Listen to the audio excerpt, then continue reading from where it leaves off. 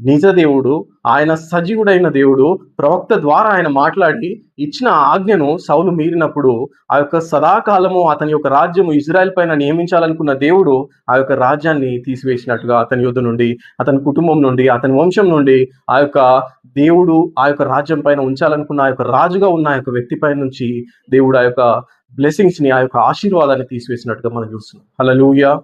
అర్థమవుతుందా? నీకిచ్చిన ఆజ్ఞను గైకొనక నీవు అవివేక పని చేస్తివి.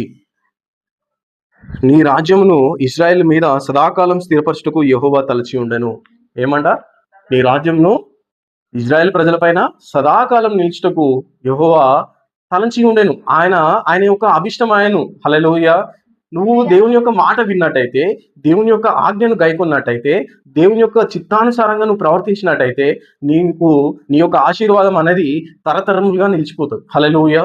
అర్థమవుతుందా? ఒక వ్యక్తి పైకి వచ్చిన ఆశీర్వాదము తరతరాలు ఆ యొక్క కుటుంబాల పైన, ఆ యొక్క వంశాల పైన ఉండాలంటే ఆ యొక్క వ్యక్తి దేవుడికి లోబడవలసి ఉంది. హల్లెలూయా. దేవుని యొక్క ప్రవక్తకు ఆ యొక్క వ్యక్తి లోబడవలసి ఉంది. హల్లెలూయా.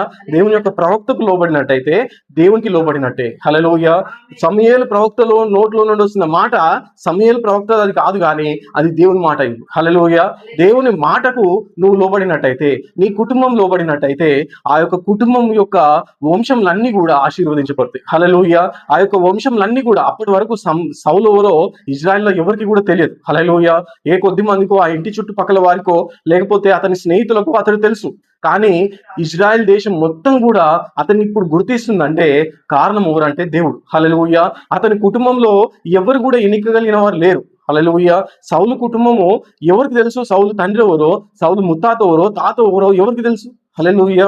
సౌలు నుండే ఆశీర్వాదం ప్రారంభమైంది. సౌలు నుండే బ్లెస్సింగ్ అనేది ప్రారంభమైంది. కానీ ఆ యొక్క బ్లెస్సింగ్ తను ఉంచుకోలేకపోయిండు, తను నిలబెట్టుకోలేకపోయిండు. హల్లెలూయా.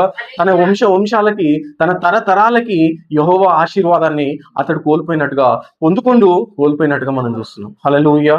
అర్థమవుతుందా? ఆయన దీవించినట్టయితే యెహోవా యొక్క దీవెన 1000 తరాల వరకు ఉంటుంది. హల్లెలూయా. అర్థమవుతుందా? ఆ యొక్క తరతరాలు కూడా ఆయన యొక్క దీవెన అనేది కొనసాగుతుంది. హల్లెలూయా.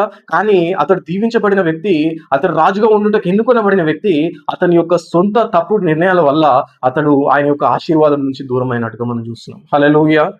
అర్థమవుతుందా? నీకిచ్చిన ఆజ్ఞను గైకొనక నీవు అవివేక పని చేస్తివి. ఏ ఆజ్ఞ ఎవరి ద్వారా ఇవ్వబడ్డది అంటే సమూయేలు ప్రవక్త ద్వారా దేవుడు ఇచ్చిన మాట ఉంది. హల్లెలూయా.